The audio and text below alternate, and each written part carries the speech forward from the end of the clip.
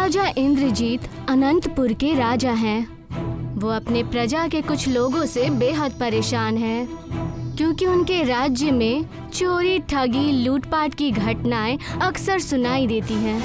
यहाँ तक कि उनके राज्य के किसी गुप्तचर ने दुश्मन बादशाह को राज्य की सभी जानकारी और राज्य में घुसने का नक्शा तक बता दिया है, जिस वजह से राज्य पर 2 बार हमला भी हो चुका है। पता नहीं मेरे राज्य में कैसे कैसे लोग हैं, आए दिन चोरी की घटनाएं सुनने में आ रही है। ये कलयुग की शुरुआत है महाराज, इसीलिए लोग इस तरह से पाप कर रहे हैं। कल ही सुनने में आया है कि हमारे राज्य में कुछ लोगों ने साहूकार की सारी अशर्फियां लूट ली और लूटने के बाद उन्हें बुरी तरह से जख्मी किया, वो अलग। मैं तो अयोध्या जैसा राम राज्य चाहता हूँ, जहाँ पर सभी लोग सुखी हो, पर हमारे राज्य की घटनाएं देखकर ऐसा लग रहा है कि राम राज्य लाना अब संभव नहीं है। मुझे तो लग रहा है कि घोर कलयुग आ गया है। अगर हमें अपने राज्य में राम राज लाना है तो हमें दशहरे के दिन राम जी की पूजा करनी चाहिए। सही कहा रानी आपने, हम आने वाले इस दशहरे को एक बड़ी पूजा रखेंगे। अब राजा के आदेश अनुसार राज्य के सभी लोग पूजा की तैयारी में लग गए। राजा ने अपने पड़ोसी राज्य के राजाओं को भी इस पूजा में शामिल होने का न्योता दिया। दशहरे का दिन आ गया और राजा ने बेहद बड़े यज्ञ के साथ राम जी की पूजा शुरू की। बड़े बड़े ज्ञानी पंडित इस पूजा के लिए बाहर से बुलाए गए। पूजा संपन्न होने पर राजा ने खुद अपने हाथों से सभी लोगों में प्रसाद बांटना शुरू कर दिया। आज राम जी की पूजा करके मन प्रसन्न हो गया है। ऐसा लग रहा है मानो सच में मेरा राज्य राम राज्य जैसा हो जाएगा। हाँ महाराज, बिल्कुल सही कहा आपने। मुझे भी पूजा करके बेहद अच्छा महसूस हो रहा है। आप आराम कर लीजिए, आप थक गए होंगे। दिन भर काम करने की वजह से राजा बेहद थक जाते हैं, इसलिए शयन कक्ष में जाते ही उनकी आंख लग जाती है और वो गहरी नींद में सो जाते हैं। जैसे ही राजा गहरी नींद में पहुंचते हैं, उन्हें एक स्वप्न आता है जिसमें भगवान श्री राम राजा को दर्शन देते हैं। जय हो प्रभु श्री राम, आपके दर्शन पाकर मैं धन्य हो गया। मेरा प्रणाम स्वीकार कीजिए। हे राजा, तुम अपनी प्रजा को लेकर बहुत चिंतित हो, इसीलिए मैं तुम्हारे समस्या का समाधान करने आया हूँ। हाँ प्रभु, मेरी प्रजा बहुत बिगड़ गई है। मुझे जल्द से जल्द अपनी प्रजा को सुधारना है। कोई इलाज बताइए भगवान। जिस तरह से मैंने बुराई को मिटाई के लिए राम सेतु का निर्माण किया था, वैसे तुम भी अपने राज्य के नदी पर एक राम नाम का पुल बनवाओ और तुम्हारी प्रजा में से जो भी पापी उस सेतु में से होकर जाएगा, वो उस सेतु पर उल्टा लटक जाएगा, जिससे तुम्हें हर पापी इंसान का पता चल जाएगा। राजा को उसकी समस्या का समाधान बताकर भगवान श्री राम वहाँ से अदृश्य हो जाते हैं। अगली सुबह राजा उठता है और सभी सैनिकों को बुलाकर बेहद सारे पत्थर इकट्ठा करवाता है और उन सारे पत्थरों पर राम नाम लिखता है और नदी के ऊपर उन पत्थरों से पुल बनवा देता है। अब राज्य के सभी लोग उस पुल से नदी पार करते हैं और जैसे ही कोई पापी उस पुल पर चढ़ता है तो वो उल्टा लटक जाता है और चिल्लाने लगता है, बचाओ बचाओ बचाओ। चोर के चिल्लाने की आवाज सुनकर सैनिक राजा को बुलाते हैं। बंद करो चिल्लाना। महाराज, मुझे बचा लीजिए, मैंने कुछ नहीं किया।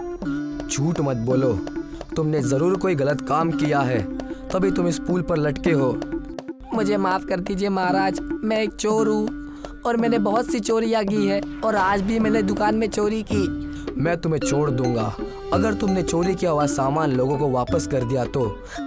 हाँ महाराज, मैं सब चोरी की हुई चीजें वापस कर दूंगा और आज के बाद कभी भी चोरी नहीं करूंगा महाराज। सैनिकों, इसे नीचे उतार दो। राजा के कहने पर सैनिक उस चोर को नीचे उतार देते हैं। इसी तरह अगले दिन उस पुल पर एक औरत लटक जाती है। सैनिक राजा को खबर देते हैं और राजा वापस पुल पर आता है। अब आपने क्या पाप किया है? मुझे माफ कर दीजिए महाराज, मैंने अपनी सौतेली बेटियों के साथ बेहद अन्याय किया है। उन्हें हमेशा बासी और खराब खाना खिलाया और आज थोड़े पैसों के लालच में एक सौदागर को दोनों बेटियां बेच दी। तुमने तो माँ शब्द का अपमान किया है और अब तुम्हें अपनी गलती का एहसास हो गया है, इसलिए मैं तुम्हें कोई दंड नहीं दूंगा। पर तुम्हें सबसे पहले उस आदमी से अपनी बेटियां वापस लानी होगी और उनकी अच्छे से देखभाल करनी होगी। ठीक है महाराज, मैं ऐसा ही करूंगी। सैनिकों, इन्हें नीचे उतार दो। सैनिक उस औरत को नीचे उतार देते हैं। इसी तरह अब राज्य में जो भी गलत काम कर रहा था वो पुल पर जाकर उल्टा लटक जाता था और राजा को पता चल जाता कि किसने क्या किया है। धीरे धीरे राजा इंद्रजीत के राज्य से सारी बुराइयां खत्म होने लगी और राजा की इच्छानुसार राम राज्य बनने लगा। पर इस बात की खबर दुश्मन सुल्तान अकबर को लग जाती है और ये बात उसे परेशान करने लगती है और वो राजा इंद्रजीत के राज्य पर हमला करने की योजना बनाने लगता है। राजा इंद्रजीत को हराने के लिए पहले मुझे उसकी सेना को कमजोर करना होगा और इसके लिए मैं राजा और उसके सेनापति में ही कूद डाल दूंगा। सुल्तान अकबर अपने कुछ सैनिकों को रात के अंधेरे में भेजकर राजा इंद्रजीत के सेना और मंत्री को बंदी बनाकर पुल पर लटका देता है। बचाओ, कोई मुझे नीचे उतारो, हमारे साथ धोखा हुआ है, हमने कुछ नहीं किया है, कोई हमें बचा लो। राजा इंद्रजीत को जब ये बात पता चलती है तो वो पुल पर चले जाते हैं। अच्छा, तो वो तुम दोनों ही थे जो दुश्मन को मेरे राज्य की सभी गुप्त सूचना देते थे। तुम्हें इसके लिए कठोर दंड मिलेगा। नहीं महाराज, अब हमारा विश्वास कीजिए, मैं यहाँ का मुख्य सभाकार हूँ, मैं आपके साथ गद्दारी नहीं कर सकता।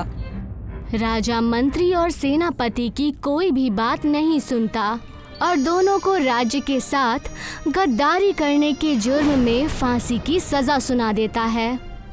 अगले दिन जब फांसी का वक्त आता है तो सेनापति और मंत्री भगवान श्री राम के नाम का जाप करने लगते हैं। हे ईश्वर, अब आप ही हमारी रक्षा कर सकते हैं। हे श्री राम जी, आप हमारे राजा की आंखें खोलिए प्रभु। हे श्री राम जी, हमारा साथ दीजिए प्रभु, हमने कोई गलत काम नहीं किया है, हमें बचा लीजिए भगवान।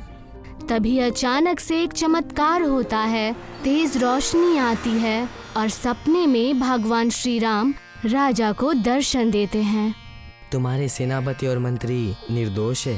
राजा अकबर ने चाल चल के उन्हें फंसाया है, उन्हें छोड़ दो, उन्हें क्षमा कर दो।